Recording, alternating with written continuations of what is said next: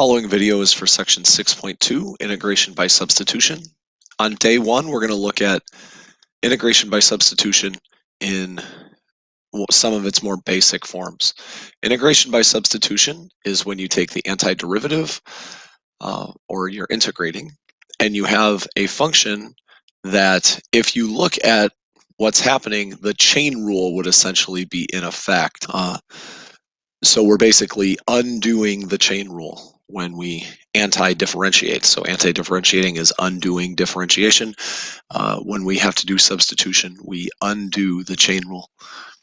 Typically, we use the variable u, so this often has the name u substitution.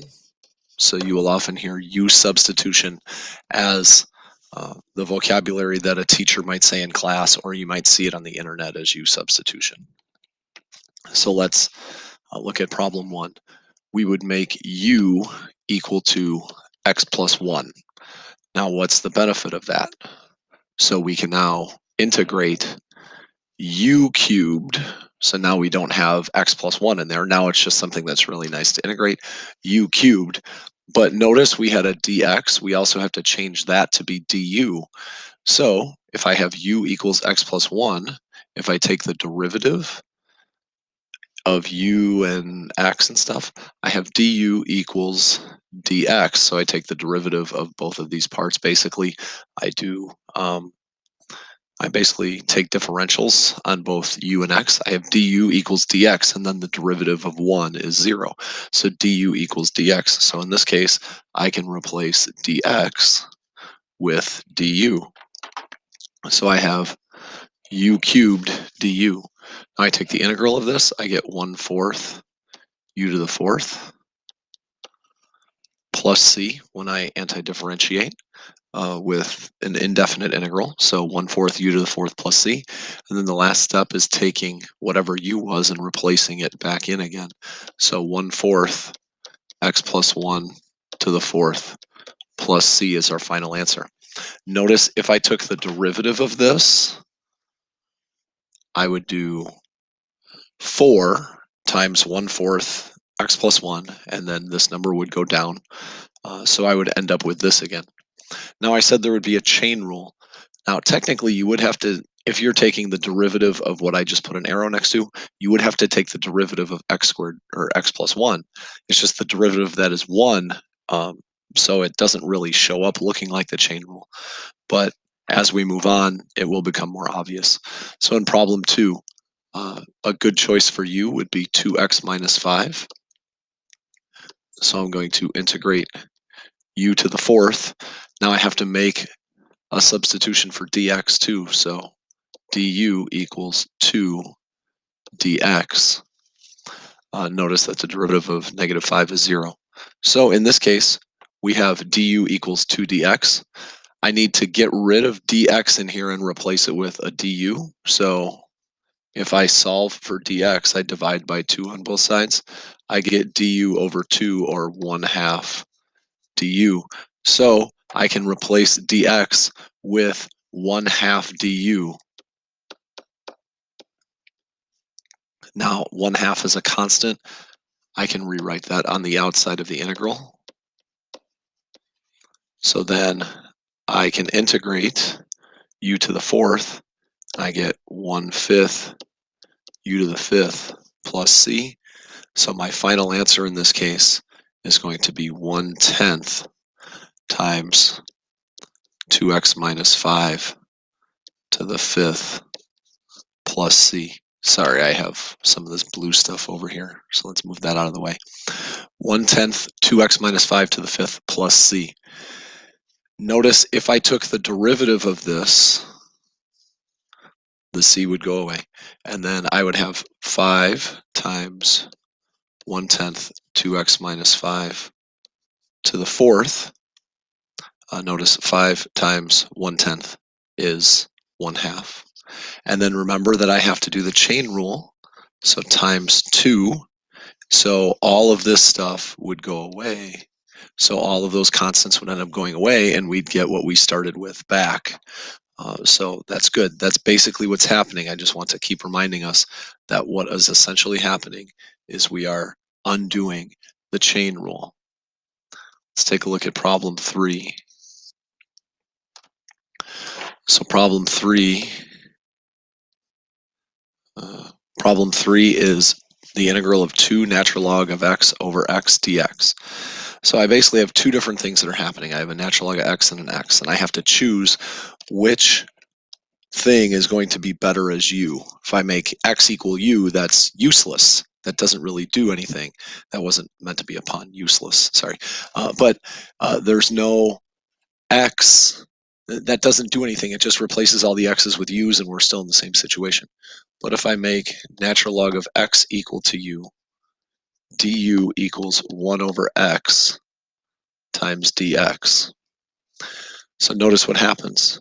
If I make natural log of x equal to u, I now have 2u. And then notice that dx, which I have to replace, is x times du. So remember, I had this x in the denominator originally. I'm now going to multiply this by x du, because that's what replaced dx. And notice that these x's are going to end up canceling. I'm not allowed to ever take an integral if I originally had x's in there and I replace things with u's. I'm never allowed to take the integral if I still have u's and x's mixed together. So notice originally there were all x's. Down here there have to be all u's or else I can't do anything.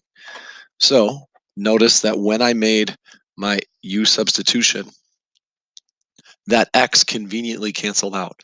So that's something to always look for, and we'll find it a little bit later in certain problems, number 5 and some later on. Look for things that can conveniently cancel out when you replace this dx with du. So in this case, the x conveniently cancels out. So I have the integral of 2u du, which is u squared plus c. And then I'm going to replace u with natural log of x because that's what it was. So it's the natural log of x squared plus c. It's my final answer for number 3. Number 4, we probably can tell that the answer is going to be 1/7 e to the 7x plus c, because if I take the derivative of this, I end up with 7 times 1/7 e to the 7x, which ends up just being e to the 7x. But I'll show you what u would be just to do it kind of quick. So if I make u equal to 7x, du equals 7 dx. So if I replaced dx, notice that du over 7 equals dx. So I take that, I replace dx, and 7x replaces u. So if I had the integral of e to the u times 1 over 7 du, I would have this 1/7 on the outside. And of course, the integral of e to the u is e to the u. So it ends up being 1/7 e to the u, which then I replace the u with 7x. Number 5, in this case, I'm going to try u equals 2 minus x squared. So du, the derivative of 2 is 0. This ends up being du equals negative 2x dx. Now notice that there was an x in the numerator. When I replace dx, I'm going to replace it with negative du over 2x. So what's going to happen is when I replace dx with du, I get a negative sign thrown in. I get a 2 in the denominator thrown in. But this x that was in the numerator is going to cancel out with an x in the denominator. So let's rewrite this. I'm replacing 2 minus x squared with u. I have a du in the numerator. I have a negative 1/2 that's going to be in there now because I have this 2 that originally wasn't in the problem and this negative sign that originally wasn't in the problem. And then I also have the x that was up here originally is canceling out with an x that's now in the denominator. So both of those things go away. So now I have du over u, the integral of that. I can also write that as negative 1/2 the integral of 1 over u du, if that helps you visually. Notice that the integral of 1 over u is going to be the natural log of u. So I have negative 1/2 natural log, the absolute value of u plus c. And when I replace u with 2 minus x squared, I get negative 1/2 natural log the absolute value of 2 minus x squared plus c. Number 6, in this case, u will probably equal 2x plus 3. Du is going to be 2 dx, which means the dx is 1/2 times du. So I'm going to replace dx with du, but there's a 1/2 that goes in there with it. And then u replaces 2x plus 3, so I get 1 over u times du. So the integral of 1 over u is natural log of the absolute value of u plus c. And of course, there was a 1/2. I'm going to replace u with 2x plus 3, so I have 1/2 natural log absolute value of 2x plus 3 plus c. One thing to notice, and I haven't really hit it in a little bit, but I'm going to talk about it again. If I take a look at all of the things that I'm circling right now, I can always check whether I did it right, because if I take the derivative of my answer, I should end up with whatever was originally inside of the integral. So if I take the derivative of these things and it doesn't work, then it doesn't get what I started with back, then I didn't do it right. So that's one way that you can check whether all these things are right or not. Number 7, if we take a look at number 7, we have x cubed plus 2 on the inside of a square root and x squared on the outside. Notice that that x squared is kind of in the way, but good news is if I make u equal to x cubed plus 2, when I take the derivative, I'm going to get an x squared. So then that's going to cancel the x squared that's originally in there out. So that's something that you want to look for when you're choosing your u. If there's something that's kind of floating around, you want to find a u that when you take the derivative and get du, it's going to cancel the stuff out.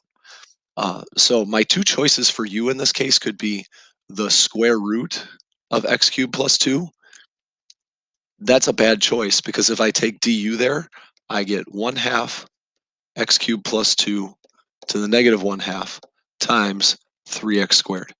The x squared is going to cancel out with the other x squared, but then when I replace this whole thing with u, then I'm still going to have like the square root of x cubed plus 2 in the denominator, and so then I have like a u. It just becomes not very convenient. So instead, what I'm going to do is I'm going to make u equal to x cubed plus 2. And again, what I just did, it's not the worst thing in the world. It would end up being okay, probably, but it just makes it a lot more complicated. Whereas here, if I choose u to be x cubed plus 2, I get 3x squared as du. And so that, or I'm sorry, dx. So that's equal to du. Then I divide, so I get 1 over 3x squared du equals dx. So now I can make all my replacements. So this x squared ends up canceling out with the 1 over 3x squared, and I just have a 1 over 3 that's left over from this substitution for dx into du. Now I integrate, the x squared's canceling out, the square root of x cubed plus 2, I'm making a u substitution, so that becomes the square root of u. I'm going to write it as u to the 1/2 to make it a little bit easier. And then I do du. Now I'm going to integrate this, so I have a 1/3. The integral of u to the 1/2 du is 2/3 u to the 3/2 plus c. So now I combine the 1/3 and the 2/3, and I replace u, and I get my final answer. So I have 2/9 times x cubed plus 2 to the 3/2 plus c. Number 8, I'm going to do this one relatively quickly. U equals 3x, du equals 3 dx. So that means when I sub in dx equals du over 3. So I'm going to have the integral of sine of u du, and then I have a 1/3 constant on the outside. The integral of sine is negative cosine, so I get negative 1/3 cosine of 3x plus c. Now, if I look at a problem like number 8, as I get better with U substitution, I can probably do that problem without actually formally writing U equals 3x. I can probably do that one in my head. Same thing with a problem like number 1, possibly number 2. That might be something that you can do in your head. But for a lot of people, problems like 3, 5, 6, actually 6 you can probably, some of you might be able to do in your head. Problem like 4 you might be able to do in your head. But a problem like 5, problem like 7, problem like 9 or 10, a lot of times you're going to have to actually write that out. Um, Unless number 9 you memorize. Speaking of number 9, let's talk about that. Tangent of x dx. We don't know the integral of tangent, at least not yet. So when we take the integral of tangent, if I make u equal to tangent x, this is not going to work because du equals secant squared x dx. So if I replaced this, I would have u divided by secant squared x times du. And clearly there's a u and an x in there. That won't work. So I need to make a better choice. And when I'm looking at this, notice that tangent is the same thing as sine of x over cosine of x. So if I take a look at what I have two choices. I can either make u equal to sine or u equal to cosine. If I make u equal to sine,